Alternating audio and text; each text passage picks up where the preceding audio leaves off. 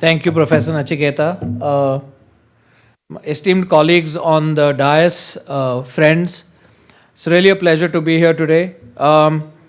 It's a topic which is very close to our heart at the Kalyani Group.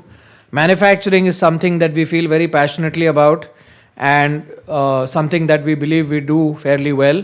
And within that, defense is a very, very important subset for us. It's a growth area and it's an area that we are very passionately working to indigenize and develop a global business out of. So the Kalyani Group has been the largest exporter of high-tech manufactured products from India for the last almost 35 years. We've been exporting automotive products, products for aerospace, products for energy, products for a variety of other sectors all over the world. About 50% of exports or 55% go to the US, 35% go to Europe, and then some amount goes to the Far East, about Japan, 10 to 15%, and even to China. So it's something that we know well and that we are fairly good at doing.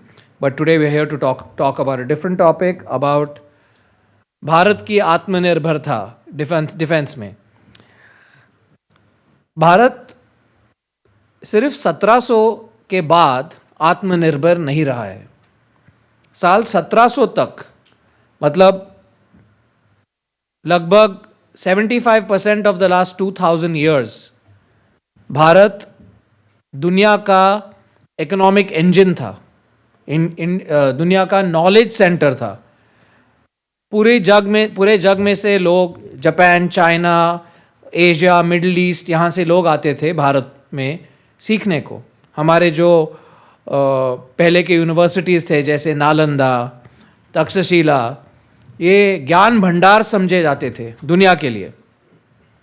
और मतलब it's unfortunate कि जब से British आए तब से हमारी identity कम होने लगी और we missed the technology revolution, the industrial revolution, and we went from 25% of the world's GDP to less than 1% at the time of independence. Bharat में सब कुछ है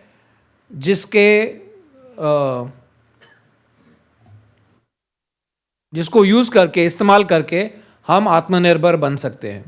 Globally, we have some of the best talent. Indians lead some of the most technologically advanced and most important companies in the world.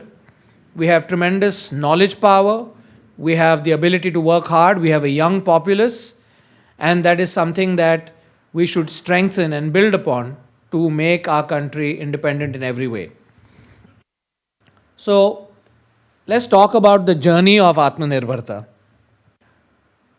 पहले 2014 के पहले अगर आप उसके पहले तो इंडिया में प्राइवेट सेक्टर कंपनीज पूरे सिस्टम्स डिज़ाइन, इंजीनियर और मैन्युफैक्चर नहीं करते थे.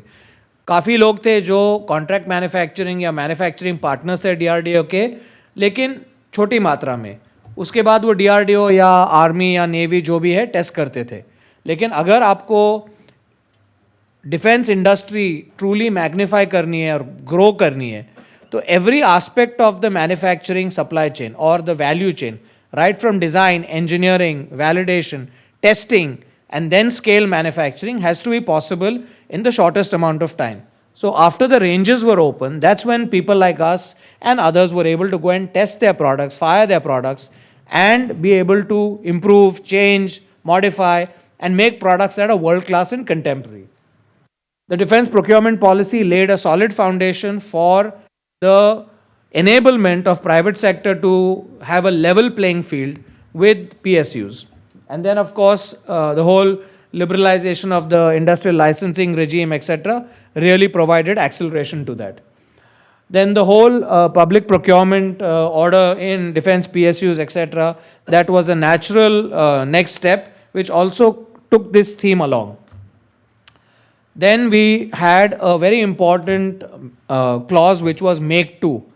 And this is very important because if you are not going to make the core components or the core technology in the country, then you will be worse than what Ukraine is. Today, Ukraine is dependent on either Europe or the US or someone else to give it arms to defend itself. Ukraine is a small country. Its population is 50 times less than India. Can you imagine a country like ours ever being global dependent on somebody else's, goodwill, generosity, whatever you want to call it? Thank God that our government has now put in place this whole vision, mission of Atmanirbharta. Without Atmanirbharta, you cannot have a Viksit Bharat. Without a Viksit Bharat, you cannot have a Amrit Kal. So, in order to have an Amrit Kal, we need to build the foundations of a strong country. And the foundations of a strong country come from creating competence, which leads to local champions, and local champions, some of them can then become global champions. We've seen this happen in Japan, we've seen this happen in Korea, we've seen this happen in Italy, in Germany, in America. And in a country like India cannot bypass the industrial revolution, directly go to a services revolution and expect to employ or create employment for 50, 60 crore people. It's just not going to happen. So if you look at the whole, let's say the industry academia partnership, or let's say the industry and institutional partnership that is happening now, it's both ways beneficial. In the past, DRDO had no choice but to only work with DPSUs. Many a times their excellent work was not being able to be brought to market because the manufacturing companies were not fast enough, were not competent enough, or not world class enough because of whatever was the limitations holding them back. But now that they're working with private sector, it's changed the whole game. Today, DRDO can hold their head up high and be counted amongst the best institutions in India, just like we think of ISRO, NPCIL, BARC, which are really world-class institutions in India which have built world-class technology and products. DRDO is in no way inferior to them, but today they are able to fructify their products and bring them to market better, which is really a great two-way handshake because it's good for India. We're making world-class products in India that not only save imports, but we're also exporting. As I mentioned to you earlier, Bharat Forge has been the largest exporter of manufactured goods. Even last year, our defense business, 85% of our defense revenue came from exports and exporting to Europe and Western countries, non-conflict countries. So the potential is tremendous, and I think that our goal of becoming a large exporter from a huge importer is going to become a reality in the next 5 to 10 years. Last year, the entire defense production was about 100,000 crores, out of which about, can you go back? Out of which about 16,000 crores was exports.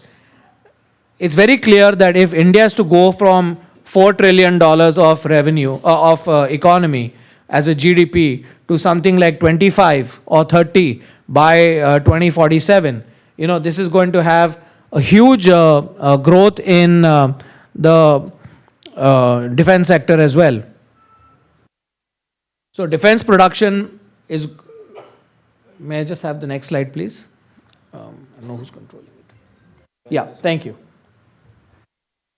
So it's clear that Bharat's GDP is going to grow almost 7 to 8 times, and the defense spending from 72 billion, if it had to go to 700 billion or even 500 billion, the defense local production, there are at least 3 areas where local production is going to grow very much. One is the land system. Second is marine. Companies like L&T are doing marine, and marine has to grow. Another study that we did was, if you look at any economy that got developed, if you look at Germany, you look at Japan, you look at China, you look at Korea, one of the big industries that got developed in those countries was shipbuilding. Unfortunately, India's shipbuilding industry is far behind. Forget those countries. We are even far behind countries like Turkey. So I think there's a huge potential for this industry to grow and thereby fill up the gap that's remaining in the industrialization of defense. I just want to talk about an example. How did America win the Second World War? So the president that time put together a council of businessmen, all of whom were heading large manufacturing industries: US Steel, Chrysler, General Motors, Detroit Diesel, Chrysler. He put the CEOs of these companies together and said, you are going to become my defense manufacturing machine. And what they could achieve is really unbelievable. Um, in the 8 years of the war period, sorry, in the 6 years from early 1940 till August of 1945, in those days, US produced 185 billion worth of arms, 325,000 fighter aircrafts, 3.25 lakh fighter aircrafts, 141 aircraft carriers, 8 battleships, 807 cruisers and destroyers, 203 submarines, 52 million tons of merchant shipping, 88,400 tanks, 257,000 artillery guns, 2.4 million trucks, 2.6 billion machine guns, and 41 billion rounds of ammunition, and so much more. So just imagine, this was what helped it win the war.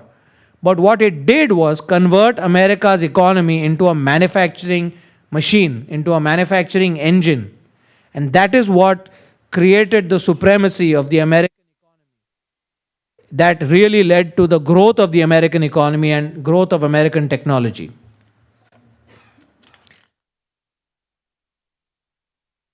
So this is just about our business. We have a subsidiary called Kalyani Strategic Systems, which is our entity through which we do our defense business.